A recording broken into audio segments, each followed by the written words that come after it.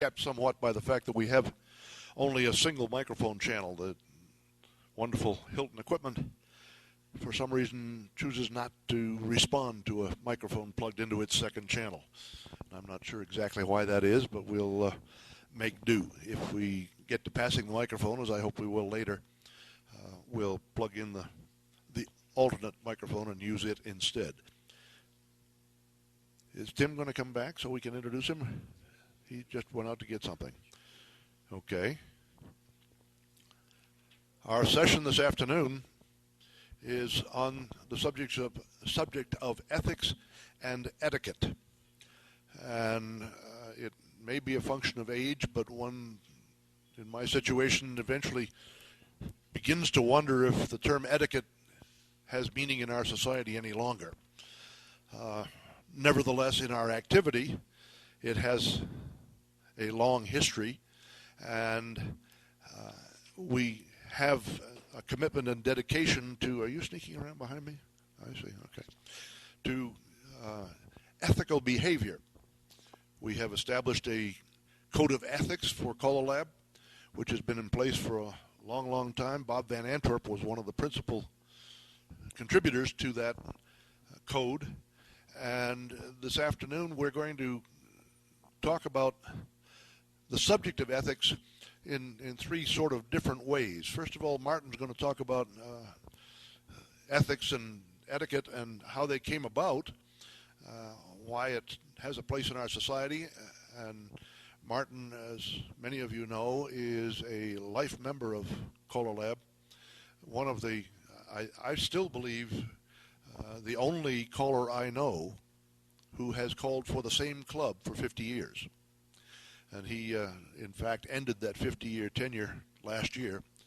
But it's a truly unique accomplishment in our activity. He started the club and was its club caller for 50 years. 52, how about that? Started as a 10-week class. 52, I like it. 52 Canadian, 50 American. From Saskatoon, Canada is Martin Mallard, and I'm surrounded by Canadians, as you can tell. I have over here last year's, or the previous chairman of CALLERLAB, also from Canada, Tim Crawford. One of the lovely privileges of being the latest reigning chairman of this organization is that you are automatically the chairman of the ethics committee. And so he's on the front lines of CALLERLAB's ethical principles. He got the job once removed from me. We had Mike Jacobs in between, but we have had, both of us, considerable experience with the concerns of CALLERLAB's ethics. But to start off with just how we got to thinking about ethics as something that anybody cared about, I introduced to you Martin Mallard. Thank you. One thing that Jim did not know about me was the fact one of the first jobs I got when I got into CALLERLAB was to be on the ethics committee. I won't name any of the people we had to judge at that time. We had some heretics at that time, and it was a very interesting session for a greenhorn like myself. But anyways, getting on to ethics. Ethics is more than just a word. To me, I've got two of the most ethical men sitting right here beside me. I've known them for most of my life as a caller, and I've got another one out here, Jerry Junk, who you all know, another past chairman. And these people are an emblem, as far as I'm concerned, of the ethics that go on in CALLERLAB. When I was offered this, I guess I better call it a job, or an appointment, or something of that nature, and that was to define ethics in a different way. That's what Jerry told me. So I started digging around and tried to find out where ethics came from. First of all, the word ethics is from the Greek, ethos, mean to care. So it goes way, way, way, way back to our ancient history of our world. The history of ethics is concerned solely with the various philosophies and systems which in the course of time have been elaborated with references to moral values. Ethics properly so called, is first met among the Greeks with the teachings of Socrates. That's 470 BC. So it gives you an idea how far ethics comes from. Plato in 427 declared that ethics consists of the perfect good that is fully realized in this life. Virtue enables man to order his conduct, how he behaves, and he properly should, according to the dictates of reason. Aristotle came along a little later in 384, and he must be considered the real founder of the systematic ethics. With keen penetration, Aristotle proceeded to investigate the systematic ethics of the time. In each turn in the intellectual morals of the people of the time, it's interesting. You can go back into Google and you get about 50 pages of the history. I tried to condense it to 2 paragraphs. So it was interesting. Our belief in the world today, the democratic way of life, is totally depending on the ethics and the way we live our lives. The best description that I've ever heard came from my son, because I asked him that question when he was about 15 years old. And he spit it out to me in this way. He said, doing the right things when nobody's watching. So maybe that's a small way of putting it. But ethics in CALLERLAB really is doing the right thing. We have the, what shall we say, the golden rule, do unto others as you would have them do unto you. And there's been many misquotations of that. Do unto others before they do unto you. But that's not ethics. And you see that once in a while in our square dance movement with the way people behave. But I like to think that callers and dancers are very ethical people, and by and large they are. I took the word ethics and I did up a little, we're technical now. We've got all these toys to play with. The older the boy, the older the toy sort of thing, or however you want to put it. And I think we have 2 PowerPoint presentations, am I correct? Only one. Yours didn't work. Oh, okay, yours never works. So we've got, I'll just start this up anyways.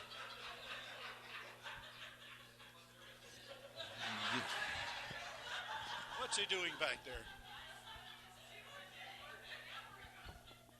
I don't know whether to trust him or not. I've known Tim for many, many years. I met him first at one of our nationals. He was just a little boy running around then, I believe. Ethics, as CALLERLAB sees it anyways, and how the word ethics fits. I say E stands for the effect, you as callers or dancers, how it will determine your life as a dancer, how it will determine your success. And when you're calling to dancers, you are calling for them. So you have an effect on them. And if you are sloppy in your way of calling and you're sloppy in your dress and this type of thing, that's not an ethical thing. So you have an effect on how you present yourself and how you call, the ethics of calling. So there is an effect. That's how I use the word E, the letter. Who's moving me around here? T stands for time. In other words, whatever you do on the stage, off stage, in your regular life, how will your presentation to the dancers and the people you work with stand the test of time? Will your dancers continue to be dancing far into the future? Will they remember you far into the future as somebody who changed their life? As Jim just said, I retired from calling in May. And I had a long-term dancer who the first night he arrived was starting out the door. And I have a little wife who most of you have met or seen around here. She's a very short little lady. She stopped them going out at the door and very nicely turned them around and sent them back in. And he said, you'll never know how you changed our life. So think about when you call, when you associate, when you work with dancers, you work with people in your ordinary life, you work with dancers as a caller. What you do affects their life. And can what you do make them remember for the rest of their life what you've done? So time is very important. Help. You're there to help these people. You're teaching them something that will change their life, probably for the rest of their life. We've heard many, many people say, well, boy, I wouldn't be still married to my wife because we took up square dancing. It made us stay together, helped us stay together.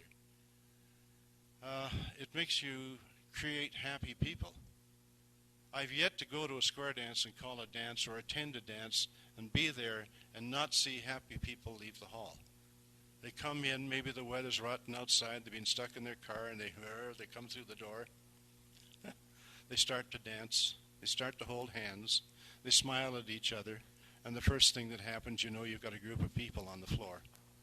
They smile, they laugh, they dance together, and in most clubs, they have a time of break for coffee.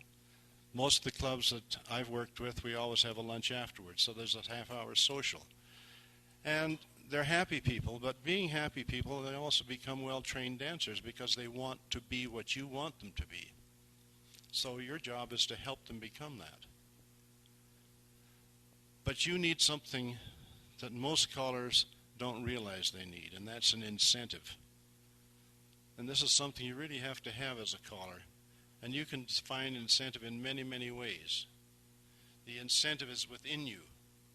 It's not to go out and make a big buck, because as most of you know, callers don't make a lot of money. They just make a lot of very good friends for life. And that incentive is part of that. Most callers want you to have a good time. Most callers want to be part of your life. Most callers want to be entertained by what you do as much as you want to entertain them. So that incentive is born within you. Even as a little child, we want somebody to like us. So, and that's one of the incentives that you need as a caller. You have to be liked by your dancers, but you also have to like them.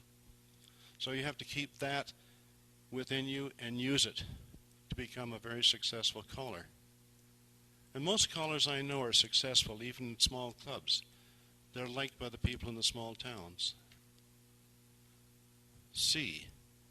And this is one sometimes you don't find too many callers that are really committed to what they do. They're committed to their job, and they're committed to being a caller. And the commitment means time, a lot of time to learn what they do. If most callers spent the time that they spend to learn to call, to learn to entertain you, and they did that with their job, they would probably be a lot better off financially. But they will never be as well off as they are when they're working with dancers, because the dancers are part of their life, and it's part of the thing that makes them the people they are. So your job as a caller is just to be happy with them, but you have to be committed to them. You also have to serve them, and that's the last letter in the word ethics, service. Your service is there. You have to be of service. If a dancer calls you up at lunchtime and says, you know, Martin, I'm going out dancing tonight, and I don't remember that thing you taught me last night. Can you give me a quick rundown of what it was? Or where's the dance tonight? Or can you pick me up? A stranger comes into town, wants to know where the dances are. You to go over and pick them up. You may even bring them home, feed them, water them, put them to bed. But that's service. That's what service is. You're a service to your dancers. Sometimes you're well paid for that service. But most of it's something within you that you feel good about because you've serviced somebody. You've given them that help that they need to better their lives. So that, to me, is what square dancing is all about. I don't know whether you really believe the words I say, but I hope you do, because I've yet to see a caller that really isn't dedicated to what he's doing. Those callers don't last. They may be called for a year and they're gone. But the callers that we have in CALLERLAB are dedicated people. And you people here wouldn't be here if you weren't dedicated to all the things I've said: service, care, help, and all the letters we've used. So thank you for listening to me, and I'm just going to turn this back over to our people here. Thank you, Martin.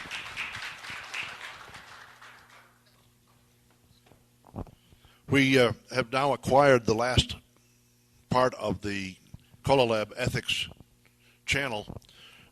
covering the last 5 years because Mike Jacobs came in, and he was also a retired chairman and acquired the job as chairman of the Ethics Committee. But it clearly, as Martin said, we are preaching to the choir. Those of you who are here wouldn't be here if you weren't very interested in the subject, and that, to me, says that you probably have a pretty clear idea of what ethics is yourself. But the mechanics of dealing with problems which inevitably come up are the function of CALLERLAB's ethics procedure. And since he is the most currently familiar with it, I'm pleased to introduce our immediate past chairman, Tim Crawford. Thank you. Thank you. The job as ethics chairman is it's thrust upon you, and it is in really no way rewarding. I should tell you that because you find yourself in a position quite often making a judgment, and it tends to be, for the most part, a committee of one, because for the most part, the types of complaints that we get are easily solved just with common sense generally, and the occasional reference to our code of conduct, our code of ethics. Quite often, the complaints that come in fact, are frivolous, and they're dismissed that way quite frequently. Interestingly enough, we do get complaints. Again, this group, probably none of you, unless there's somebody here that actually is worried about getting a complaint, just let me know and I'll talk with you directly. But most of us here probably are just out of interest's sake. CALLERLAB has a procedure to deal with this. If anyone has an issue with a CALLERLAB member, they have the right to file a complaint. And how that is done is in writing. It must, in fact, be submitted to the Home Office in writing, or directly to me or the current chairman of the Ethics Committee at that time, in writing. Immediately after that, and as soon as practicable, it's my job to contact the parties concerned, let them know that an ethics complaint has been filed against them, or to let the complainer, no, that's not the right word, the complainee know that we have received their complaint and we're taking action. As soon as practicable after that, then I do research, which generally is involved talking to each of the people, and the onus of proof rests with the plaintiff and the defendant, if you will, the CALLERLAB member that is being has to defend himself, basically does that. Then I try to verify the information or whatever information is available. And you make a ruling based on the information that we have, whether it's morally, ethically, if it's something that the CALLERLAB Code of Ethics dictates to us, and generally it is. If someone steps out of what is normally expected of a prudent CALLERLAB member, when we become a member of CALLERLAB, we sign on to the Code of Conduct, the Code of Ethics, and we agree to live by those rules. This morning we had a swearing-in ceremony, and the Board of Governors, in fact, has a greater responsibility to stand not only to the Code of Ethics, but to their declaration to the membership that they will act in a certain manner. My job this year has been really easy. The complaints I have had have been really quite straightforward and quite simple. The chairman before me, on the other hand, was remarkably taxed, and even the chairman before him was remarkably taxed. So when I tell you that the job is thrust upon you, you should know that, in fact, it is thrust upon you. And both of these men handled the job remarkably well, considering the circumstances. So that's how the ethics procedure really works. We have to receive it in writing. We do our investigation, and then we make a ruling. Occasionally, if I am uncomfortable, or any of the chairman is uncomfortable with making a decision by myself, we can seek outside help by striking a committee. And that committee can be made up of past chairmen or disinterested parties or informed parties. Or we can seek information from legal assistance if we decided that we needed that. So, in fact, it's a pretty straightforward procedure with respect to that. Some of the types of complaints that we get are quite often, a complaint that we get quite often, or historically, was the one about stealing dancers. Historically, there's, I guess, dancers are a commodity, and I guess callers are out there stealing them. However, they did that, and so that type of a complaint comes in, and those things are handled fairly quickly, and you listen to the people and you deal with that. Egos usually drive a complaint, and a lot of misinformation generally drives a complaint. Some of the new things that we're starting to see, the latest complaint, I guess, that we came across had to deal with computers and technology and websites, and that's something new. And there's really, even in the legal community, it's evolving. And we had a situation where something was published on a website, and they called them slam sites, if you've ever heard of that. And it's just a website dedicated to slander. And slander is not morally okay, and it's not legally all right. Slander is against the law. Yet, in the technological world, there is no law prohibiting it. Therefore, it's not illegal. So they're developing this as we go. So interestingly enough, though, ethically, if that type of thing happens, and you can look at the sites and you can determine, and it's not just in square dancing, it's in all kinds of things. If you ever go onto the line and type in slam sites, you get about 4 million hits. So, and it's a real problem, and so people are being slandered in the gray zone, and there's no law that specifically prohibits it yet, although there are many lawsuits. But it is in contravention of our code of conduct and our ethics, so it's easy to make rulings on those types of things. We generally don't comment on complaints against non-CALLERLAB members. However, we have in the past, and I did just recently make a comment to a non-CALLERLAB member, wrote a letter to him explaining, morally and ethically, if he was a member of CALLERLAB, we would have ruled in this manner. But generally, we don't take action against that type of thing. The electronic phase is coming along. One of the things that we did with our code of conduct and our ethics statement is we talked about music sharing. These little babies right here, these little fingers, thumbs. So quite often, callers are exchanging these all the time, or were. I'd like to think that they're not anymore. It's clear now in our ethics statement, code of conduct, that sharing music is not acceptable. And these little things are bad enough, but when you see somebody do this, you've got the evidence. You can transfer music over the internet now, which is even more challenging these days.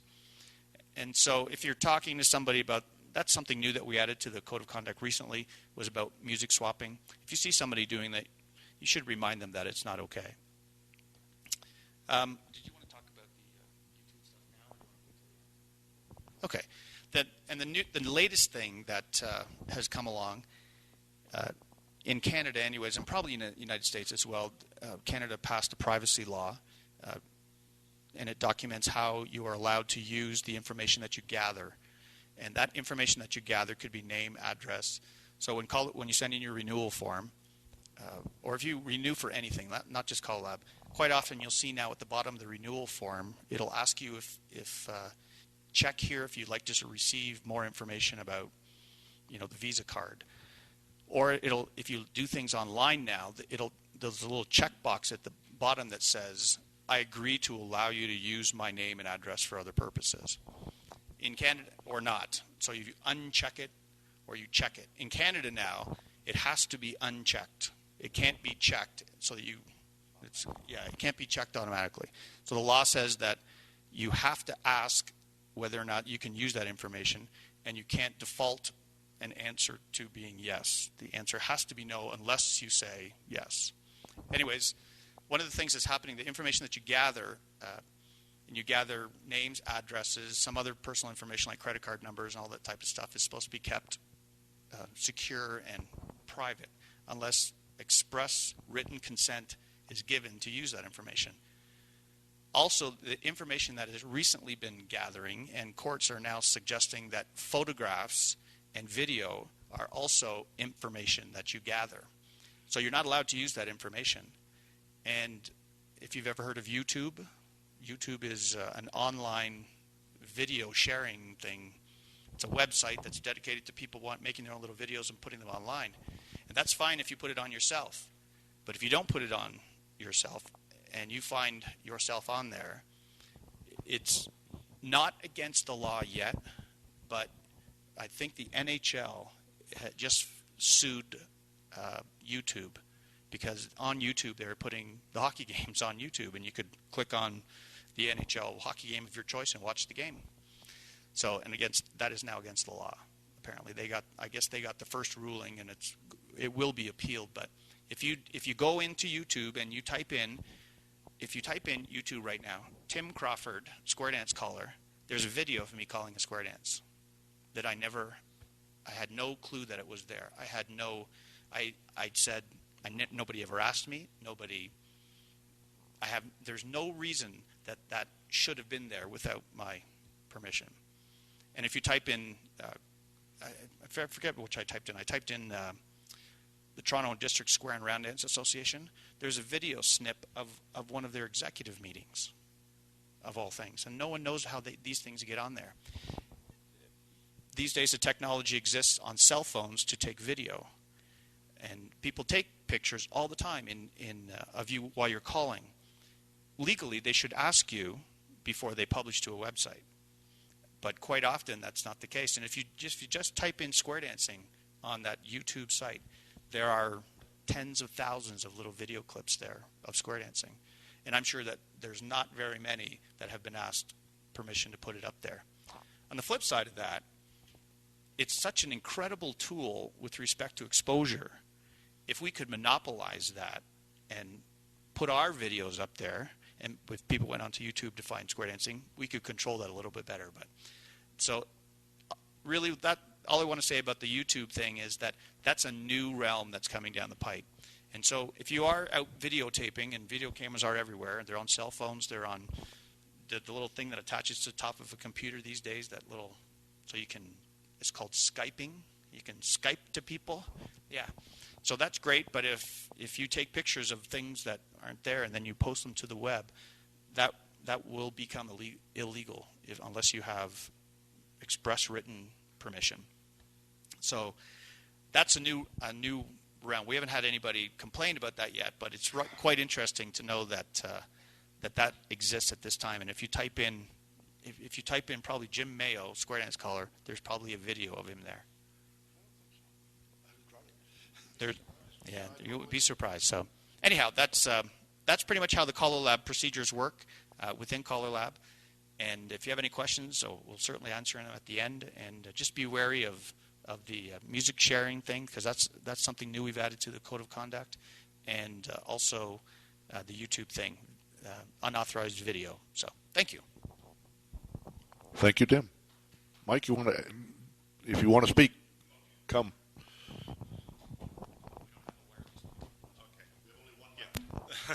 The one thing that Tim didn't touch on as far as some of the ethical things that problems that came in front of our committee were sometimes just business related. They were simply money matters, whether there were refunds of a weekend and whether it was appropriate or not to refund it, or bills that someone owned to a firm, or that type of thing. And so there was also kind of an ombudsman action to the chairman's role. It's you more of a person that's settling an issue between two parties, and more than not, those kind of matters were fairly easy to come to some kind of ending on. I mean, there was one drawn-out process that stretched from Jim's administration to mine, but it was a matter of refunding monies of a major weekend that got canceled, and it was just a matter of those people proving whether they were registered or not registered, and the one problem we had end with was some dancer that only had the canceled check from the year before. And not the one he was applying for the refund of. So, and so some of those type of things, it's not frivolous. It's not frivolous to the two parties involved, but at the same time, we're not dealing with mortal sins either. Usually. Yeah, typically the types of things that we do deal with are business related when it comes to calling. For example, not showing up to a date that you have a contract for. That's a common one that we see. And usually there's a reasonable explanation for those types of things. And but Mike is right. Quite often you find yourself in the middle, and I haven't done that yet, but you find yourself in the middle of a negotiation between two parties who believe they're right, and you have to come up with the information to find out which is right and wrong. Very seldom do we have. Well, I shouldn't say that, but very seldom, other than unique circumstances, do you deal with strictly personality issues. Generally they are mechanical issues where something went wrong with an agreement between two parties, whether it is money, whether it is an agreement to call a dance, or you're not showing up for a dance because you may or may not have a contract, or the contract said that you're supposed to do something and you didn't live up to that contract, etc. Those are the types of things that generally we have seen in the past. And really we don't see that many. There are not that many, which is a nice pat on the back for CALLERLAB. Thank you, Tim.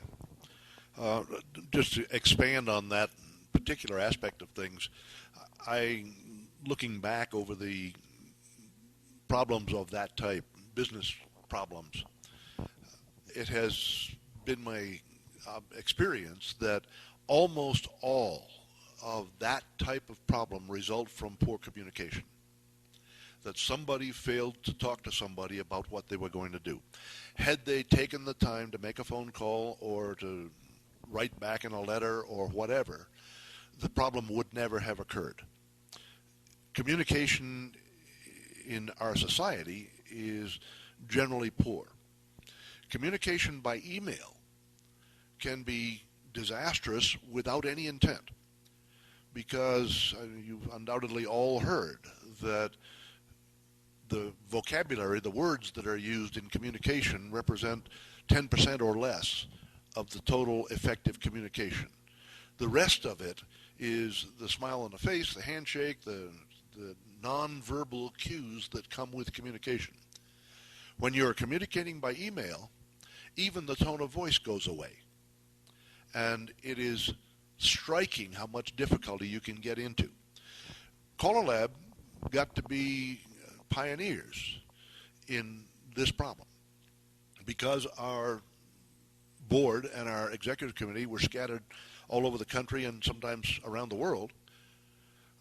It was a very convenient tool, and we used it early.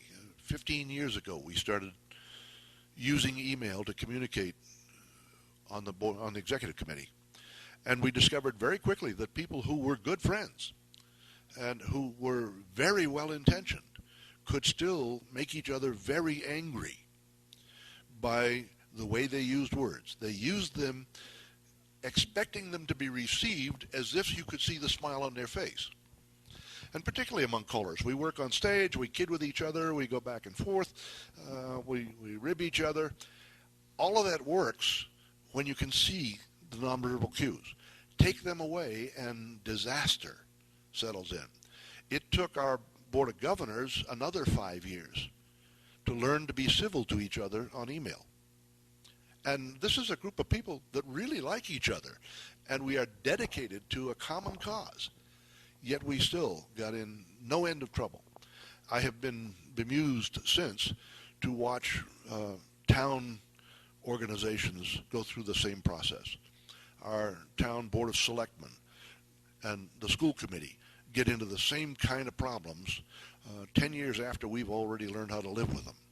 So it's an interesting idea to keep in mind, and the addition of the video clip extends the problem, puts back some of the facial expression and the nonverbal cues, but it also includes very often things that you had no idea were going to be public.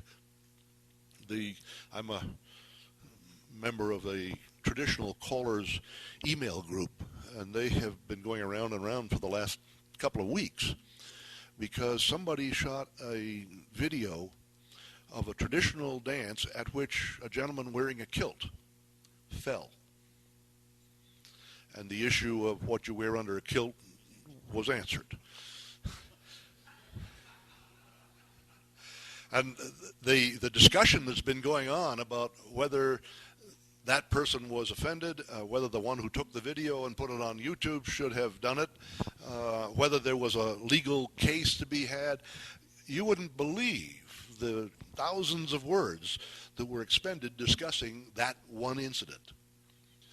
But on the other hand, as Tim said, if you climb onto YouTube, you can find dozens of videos of square dancing happening. There's a Florida club that's got, I think, looks like half their class nights are on YouTube. Video available, you can just go clip on. It may be a very good thing for our activity in a publicity way. But it is possible to get into a great deal of difficulty with our electronic communication. I have been asked by my regional association, the New England Council of Callers Associations, to draft a policy regarding the use of email for official NECA communications. Came about because in signing up callers for one of our clinics, there was an option on payment. You could either contribute or not contribute, and you could take part in several different ways. We have an eager, hardworking new member in one of our associations who took on the job of handling the registration. And he sent out to everybody who registered a summary of the financial information, including who had donated and who had not. The organization took him to task a little bit, and he got soundly offended. It said, anybody that thinks there's private information today is crazy. He may be right, but as an organizational policy, I've just written a page to describe what our organization expects in our official communication. And that's one of the important aspects for me about ethics, is that very often behavior that works effectively person to person is not appropriate when it represents an organization. And we need to keep those things in mind even more as we use electronic media to communicate and to publicize and all those good things. I presume that all of you have access to or have read the CALLERLAB Code of Ethics. It's around and available and all those good things. A long time ago, I put together a listing of it and sort of described for myself each of the issues. And let me just run through the 10 items on there, I guess there are 9 or 10 on the list, and point at what some of them mean. The first one, and I think appropriately number 1, is our obligation to dancers. It says use the definitions when calling, stay within the advertised program. I think that one got us in trouble because we had a bunch of people who felt if I don't use the full mainstream list, then I'm not living up to my ethical obligation to CALLERLAB. A few years ago, we realized that maybe the whole list was too much and that maybe we were going to have to find some alternative ways of offering our activity to the public. We had to make an official statement that experimentation is okay. It's not a violation of our ethical agreement. But a lot of people had some trouble understanding that. Next, our obligation to club organizations. Indeed, clubs have been the fundamental characteristic and component of modern square dancing. But one of the problems we're facing these days, as we try alternative ways of presenting our product, is that sometimes eager, active club members come to our alternative classes and what we call cherry pick. They say, oh, look at them, they can really dance. Folks, we got this other kind of square dancing over here, why don't you come over with us?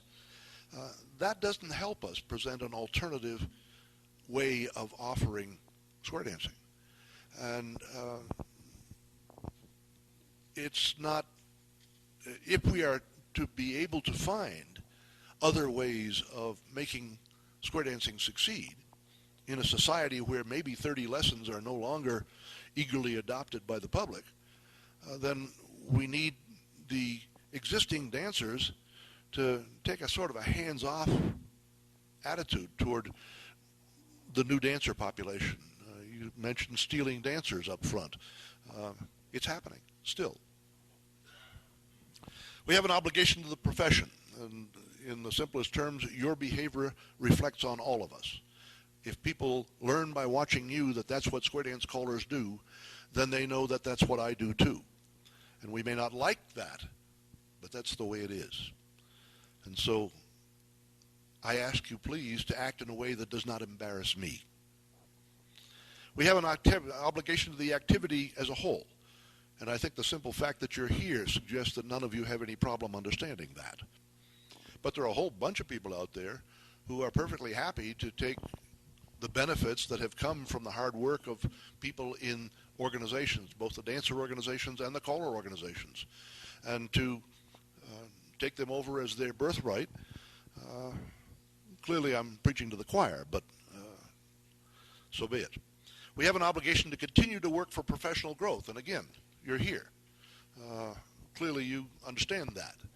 But again, there are a whole bunch of callers out there who haven't learned anything new in the last 20 years. I don't have any real problem if they decide that they don't want to apply the things that have been learned over those years. Maybe we made some mistakes and doing it the old way is okay. But to cover your eyes and your ears and not even try to find out what's going on seems to me a little ethical problem. We have an obligation to all the associations dealing with the activity. Don't become involved in a us versus they. Again, we've made huge steps forward in the last 5 or 10 years toward a sense of trust and common goals between simply dancers organizations and callers organizations. We're pleased to have the representatives of the dancers organizations here with us at this convention. We go to their conventions. We take part. We are in this together. We haven't always acted that way. I'm very pleased that we are increasingly and very substantially acting that way today. It's nice to know that the ethics principles apply and are worked. Conduct yourself at dances in a responsible manner. Give it your best effort regardless of the size of the crowd. It's a talented caller who can put on the full show for a square or two. One of our best performers, one of our most famous performers is outstanding in that regard. If you've ever watched Marshall Flippo work with a small crowd, you'd believe there were 10,000 dancers on the floor in front of him. He's a master at it, and it's a skill worth learning. Honor all contracts, and I've said previously, most of the problems that I encountered with contractual issues resulted from a lack of communication. If you're going to send a substitute caller, call the club and get their permission. That would seem to be a no-brainer, but you wouldn't believe the number of times that issue comes up. It's crazy. What in the world makes a caller think that he can just not show and send another caller to take his place? I don't know. And finally, use music legally. You can share some things, but if it is covered by copyright or a production license, then you cannot legally share it. You can own it, you can re-record it for your own use, but you can't keep the computer version and give away the disc. Can't do that. There are property rights, and we are obligated to follow them. One of the ones that I'm confronting currently is I have been working with the tape collection that the Foundation, Square Dance Foundation of New England has, converting to digital format full dances that were recorded in the 60s on reel-to-reel tape. I was one of the callers in the 60s who, when they asked, is it all right if I tape, gave them a lecture on what was an appropriate use of that tape. And one of the non-appropriate uses was to assemble a group of your friends in your basement and play my tape for them to dance to. but it was done a lot. And a lot of those tapes were made for that purpose. Now, I'm copying these tapes for history. They are part of the foundation collection, and I just recently got an email from somebody who wants to swap tapes with me. He's got some, and he wants to send me his CDs, and I send him my CDs. And I had to say to him, these are not my tapes. These belong to the Square Dance Foundation of New England, and I do not have permission to give them away. I will ask and try to arrange to swap with you, but it has to be with the permission of the foundation, and even then I'm not sure that they have the right to share it. As long as appropriate use is made of it, I don't think anybody's going to make a big fuss. But ethics can sometimes be confusing. I've talked long enough. If any of you have questions or comments, we would welcome your participation. I'm going to switch from this microphone to the remote. Well, it'll work if we plug it in. Just unplug that one and plug this one in.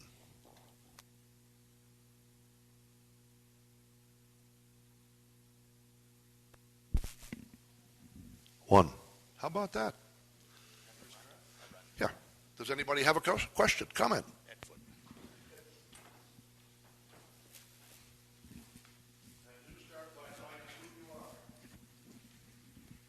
Ed Foote, Pennsylvania. Two unrelated questions. One, I'm wondering if any of you three, Mike and Tim and Jim, ever had a situation where you just couldn't get an agreement, or you ruled one way and the other person said, no, we don't accept that, we reject it flat out. Did that, or has everything been wonderful and you've always been able to get a compromise?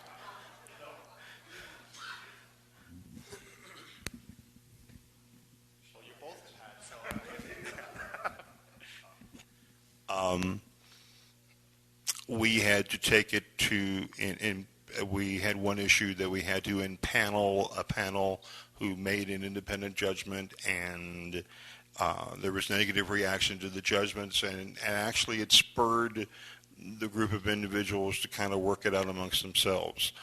So it may have looked like frustrating work to the panel and all of us involved in it, but eventually we did get to some kind of resolution of this subject.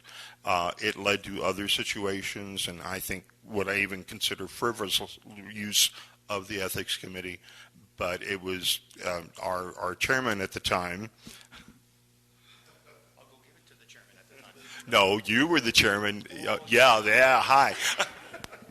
I took therapy for that. I don't want to talk about it. Yes, and actually the result, if we do rule against a member, our ultimate, recourse is to remove him from membership. And the way the bylaws are written, it's pretty tough to do that. Pretty tough. So it's never happened that the membership have removed someone. It has happened that people have been asked to resign, and they have resigned in almost every case. Or very few. You can count them on like one finger. Yeah. The one long ago, rather apocryphal story about ethics indicates how far it can be taken, and Martin and I were both on the committee that got engaged in this one. The policy, our operating policies, starts out with the expectation that every possible effort will have been made to resolve the issue locally. And so the first thing we ask is, what have you two talked to each other? Is your local association taken any steps to resolve this? And we go through all of those steps. And then you get down to the question of, hey, you screwed up. And the ultimate response to that is, so what? To which we respond by organizing a committee. In this case, it was three of us, and all three are in the room. And we met with the individual and agreed that the resolution of the issue would be an apology by that individual to the full board. And that was done. And I am pleased to report that the individual involved has been a long, active, vocal supporter of CALLERLAB ever since, and it was a long time ago. Any other questions? We're running out of time. I'm willing to shut it down if you are, Ed. Again, yep. Ed Footing, a totally different related thing. I've always been offended by male callers, very few, but an occasional one, who call half undressed with their shirts like totally unbuttoned. Is that a violation of anything, or is that just considered a variation of an accepted dress code that we have? We had a dress code. I think we've done away with it. We watered it down substantially. We got into, that's one of those areas where we got into a cooperative effort with the dancer organizations, and we talked together about what the dress code should be. My interpretation is that our statement, obligation to the profession, set an example in your personal and professional life. This includes such things as paying your debts on time, avoiding excuses, excessive use of stimulants, and avoiding any behavior which might discredit the profession. It means dressing appropriately and acting like a professional. Now, those are vague terms, but once again, our code of ethics expects that you will behave in a manner that does not discredit your fellow members. And that's about as much as we can say. We have had ethics complaints based on dress. You're not the only one that's offended by that. Some dancer organizations are, and our answer to many of them has been, write it into your contract.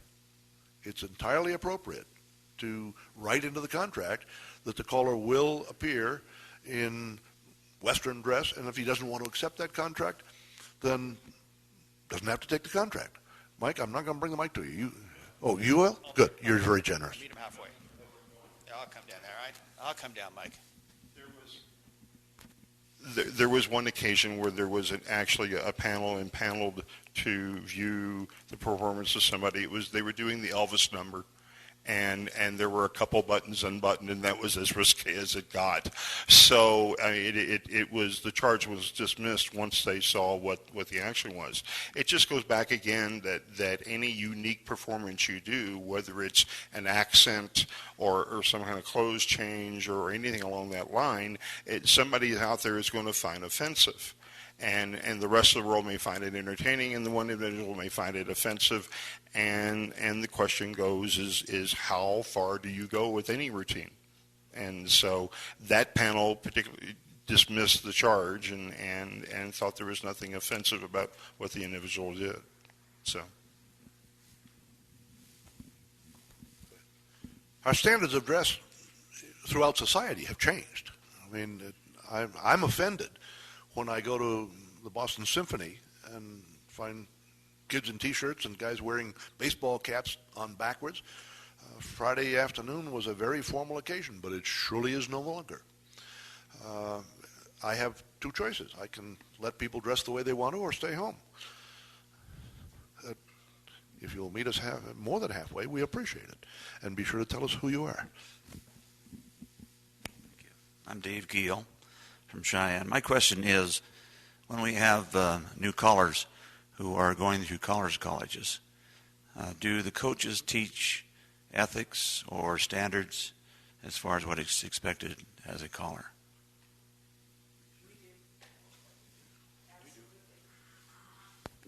I think most do, and the CALLERLAB curriculum for caller coaching includes a section in the important subjects. The subject of ethics is included.